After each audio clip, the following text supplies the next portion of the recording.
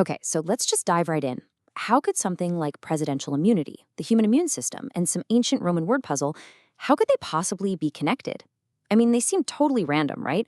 But for one creator, they're actually all crucial pieces of a single, really intricate worldview. So today, what we're going to do is deconstruct that view and see how one person makes sense of what can feel like a very chaotic world. So we kick things off with a modern legal drama, presidential immunity. It's a debate that's playing out right now in the highest courts, and it questions the very limits of executive power. And then, talk about a hard left turn, we jump from law straight into molecular biology. We're talking HLB proteins. These are key players in our immune system, kind of like our body's own cellular soldiers. It's a system of internal defense. You're going to want to keep that in mind. And from there, we go way back in time to an ancient word puzzle.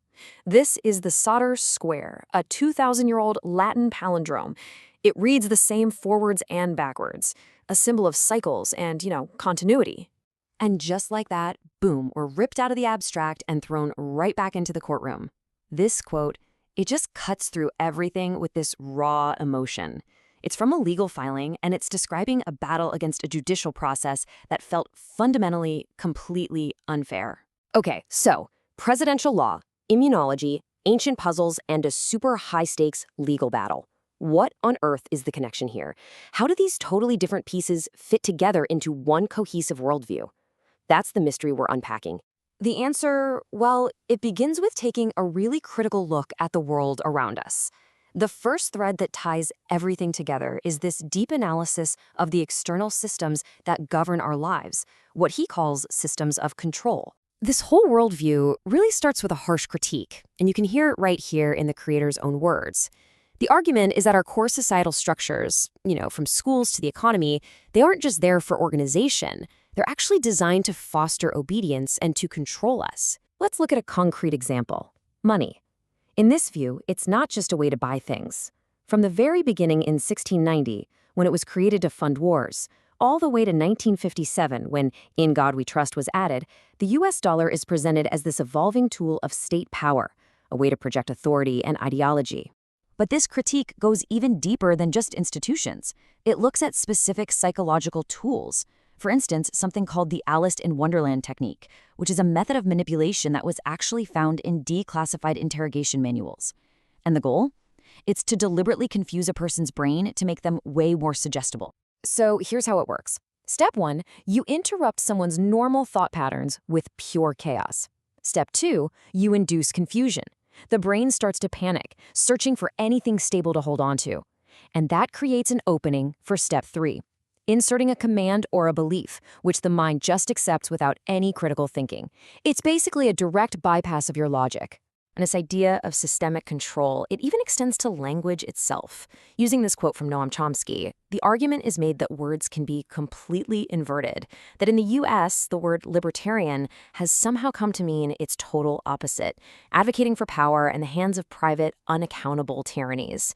The very words we use are framed as part of the system. Okay, so we have this deep critique of external systems of control, but you have to ask why this specific focus? Where does this perspective even come from? Well, the answer isn't in politics or history. It's found by taking this dramatic turn inward into the deeply personal journey of the wounded healer. To understand the why behind this worldview, you really have to look at its source. And, it was forged in the fire of immense personal trauma. An absent father, abuse as an infant, ridicule, medication, institutionalization. This isn't just some philosophical exercise. It's a direct response to a life spent feeling utterly powerless. And this was the initial reaction, a raw, defiant fight just to survive. When he was backed into a corner by all that pain and ridicule, the response was to weaponize words, to fight back with everything he had. It's a statement of just pure, unbridled defense. But that initial reaction, it evolved. Through his art, and specifically through a fictional character he created named Eli, we can actually see this alchemy take place. The raw, swinging anger gets refined into wisdom. Power is no longer just a weapon, it's about knowing when to hold a steady light against the darkness. And ultimately, that's the key. His art and his storytelling became the laboratory where he could process his own history. He transformed his personal journey from victim to creator into a universal allegory about facing darkness, finding your power, and ultimately healing. So if the external world is a system of control and your internal world is a source of trauma, what's the solution? Well, the answer was to build a new framework, a whole new reality forged from spiritual and philosophical principles that are all designed to heal and to empower. And here is the blueprint for that new reality. The core belief is that you are a powerful creator. Words aren't just sounds. They are spells you cast that shape your world. The universe is a mirror, reflecting your internal energy back at you. And just like a social media feed, you can actually shape your own algorithm by choosing what you focus on. At its heart is this beautiful idea that we are all deeply interconnected. Now, a crucial part of this whole framework is embracing duality. It's not about trying to get rid of the dark, but understanding its purpose. The analogy he uses is like developing a photograph. You need both light and dark to create the image. From this perspective, you don't fight your demons, you learn from them, because they are essential forces for your own growth. He also recontextualizes really familiar spiritual concepts. Christ consciousness, in this view, isn't about worshiping a historical figure. It's a state of being that you can achieve.